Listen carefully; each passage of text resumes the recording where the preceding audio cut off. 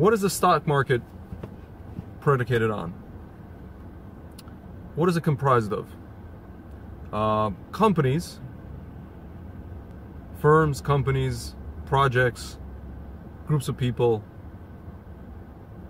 who get together and they either have a product or a service or even an idea or a website, and they sell a product or a service, and they sell enough of that product where they make enough money, there's enough revenue, there's enough, let's say, profit, where the company can start issuing stock on the market, and people, regular folks, or even investment houses, or professionals, amateurs, can buy a piece of that company because they believe in that company. They believe that the company is worth something, but really their goal is to buy it at X price and then hold it till it gets to a certain price and then sell it.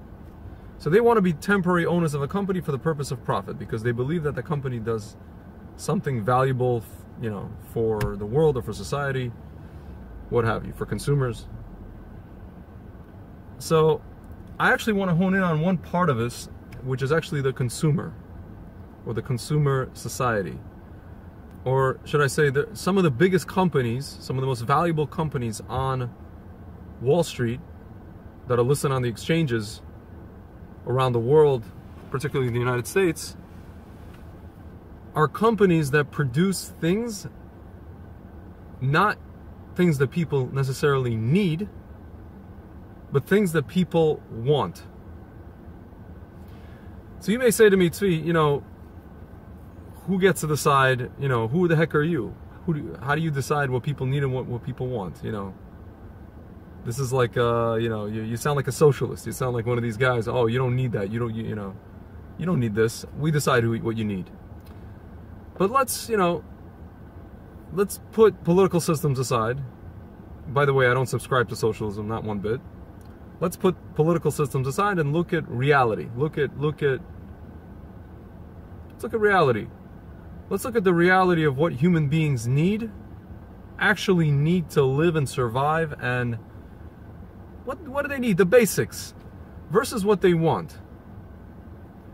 We live in a society where, fine, I will concede that we do need phones. Every single person needs a cell phone. Every single person. You can't live without a cell phone unless you want to live off the grid, I don't know, in a forest somewhere. You need a cell phone. You need to communicate with friends and family. You need to, do business, whatever, what have you. You need a phone. We've gone past the, what is it called? The point of no return, event horizon. You need a phone.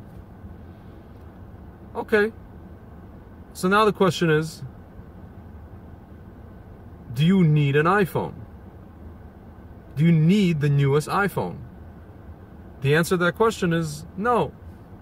Very simply, how do we know? Because people stand outside in the cold, in the rain, overnight, 8 hours, just to get an iPhone.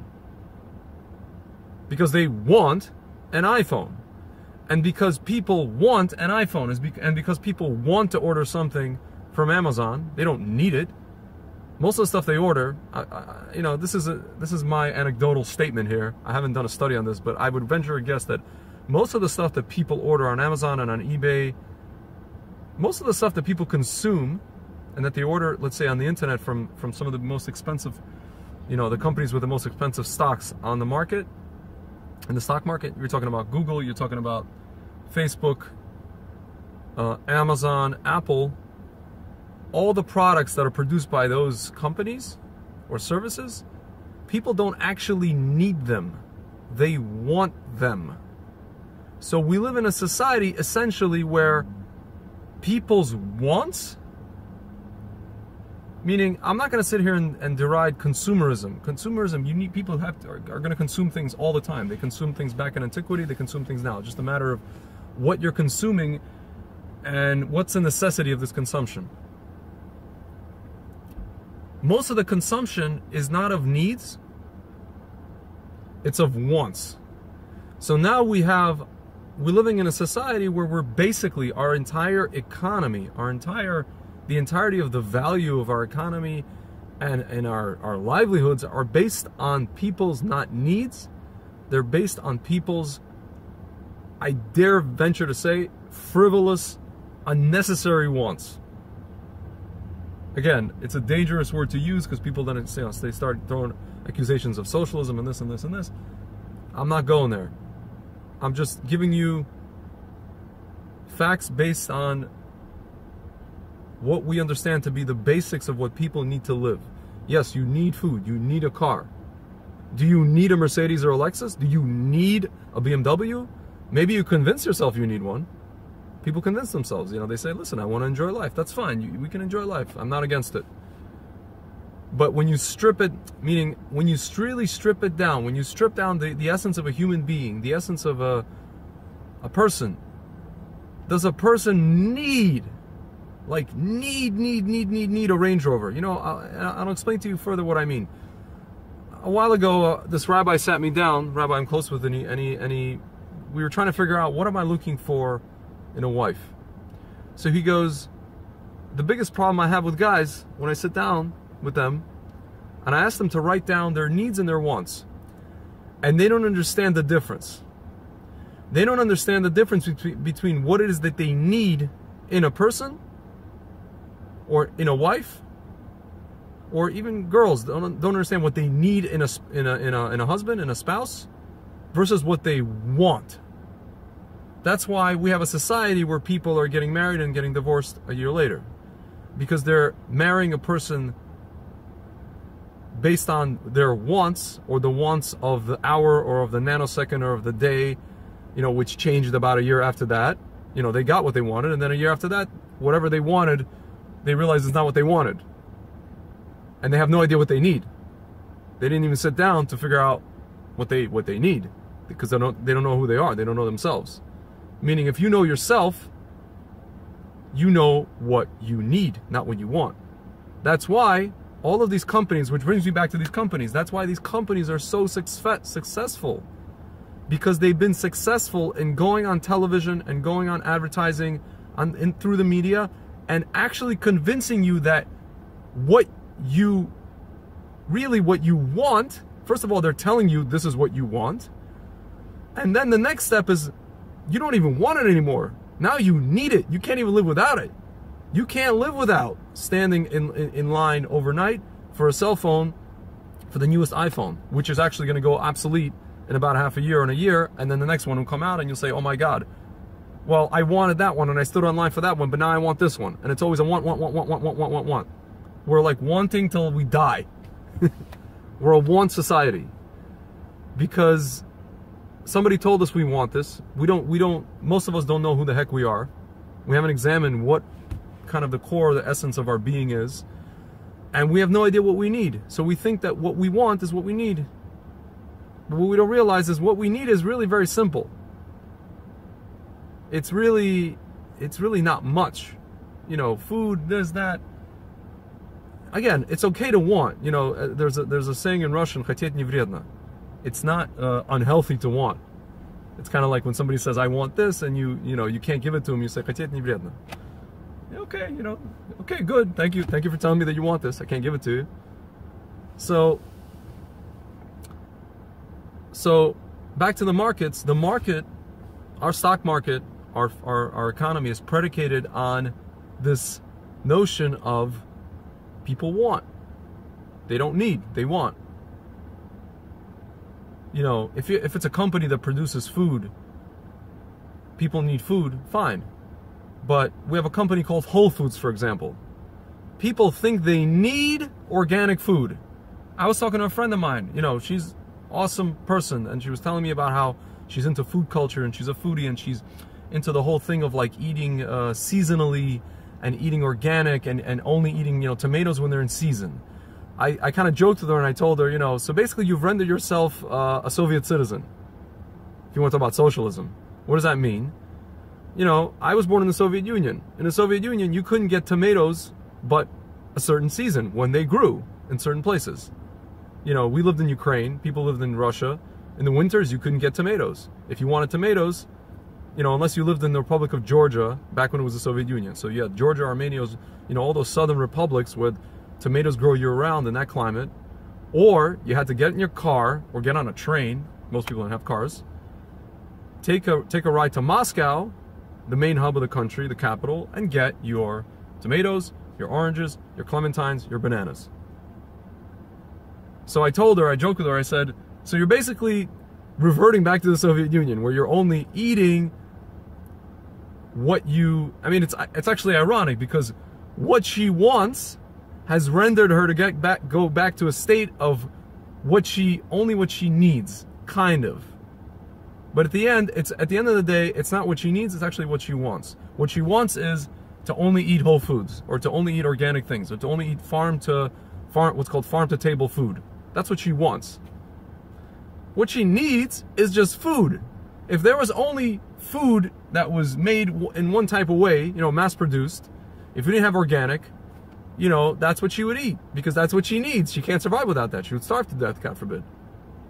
But she wants organic food. She wants it. And we have a company called Whole Foods that convinced the world that they must have organic food. Why did they convince the world that we must have organic food? Okay, at the risk of going into conspiracy theories, we have another company called Monsanto that convinced the world or started producing food that is not good for our bodies. They started mass producing food and genetically engineering food that is not necessarily good for people. So to counteract that, we have a company called Whole Foods, which is basically selling you organic food, which is not going to give you, you know, health problems and the like. So now we're living in a society where we have kind of like something that we want, which is basically curing something we need that is malfunctioning. It's completely, if you ask me, it's completely off the wall. We have to get back as a society somehow to our essence and figure out who we actually are, and so that we're not susceptible to, you know, I guess companies or entities or media convincing us, okay, that what we want is actually what we need. Dare I say that as soon as that happens, you know, there's going to be a massive paradigm shift. The value system will change. It will change from a situation where, you know, millions of people stand outside in lines to buy the newest iPhone, and then the next day the Apple stock goes up, to Apple solves a problem or a genuine need of humanity, of society, and then their stock goes up. You know, I don't wish for any company or any entity to fail. I don't wish for these guys to lose money or to fail. But, you know, we live in this new age of kind of what's called social entrepreneurship. And I don't know that a company like Apple or even a company like Facebook is really solving any social... I mean, they are and they aren't. You know, you can communicate, you can start a revolution on an iPhone. I mean, you don't need the newest iPhone to do that, granted. You can start a revolution on Twitter. You can start a revolution, a street revolution. You can start it on Facebook and then go out into the streets and, you know, overturn a dictator. But at the same time, on the flip side, we have situations where people are in their phones. They're attached to their phones. They're living in their phones. We're turning into cyborgs. You know, I say thank God every day I have Shabbat, where I have 25 hours where I'm without my phone. We have situations where people are living in Facebook. You know, they're texting while driving. They get into car accidents. People die. People get in, you know, they get in the hospital. So the question is, you know, there's positives and there's negatives to these things, but we're entering into an era where all the entrepreneurship is slowly becoming social entrepreneurship, you know, and that's eventually going to go into only addressing needs. But at the same time, we need to start, the change has to start from the ground up, meaning Madison Avenue, meaning advertising, meaning marketing, meaning the media. The media has to change. The media has to stop trying to feed us something and convince us, you know, if we don't have this thing, that we're a loser, or that we're this, that we're behind. You know, we're constantly playing a game of keeping up with the Joneses. Oh, that guy has that car, I gotta have that car. I keep up with the status, you know. The point is, people are convincing us, there's entities that are convincing us that we need things, but in reality we want them, because we have no idea who we are. So I just want to give everybody watching a blessing to get to the core and the essence of who you are, find out who you are, find out what you want and what you need versus what you need. And if you get what you need, I guarantee you'll be happy. That's the road to happiness. If you get what you want, you know, you'll get gratification for about 6 months, maybe a week, 2 weeks, maybe maximum a year. And then what you want is going to change because you're a human being. You evolve. You're a constantly evolving person, unless you're not evolving, which is sad. And you know, that goes for marriage as well. People have to know what they need as opposed to what they want. You know, what is a deal breaker and what is something that's just a bonus? It's like a cherry on top. It's nice to have in a spouse, in a person, in a best friend, but at the end of the day, we have to decide, do we need it or do we want it? Have a good day, guys.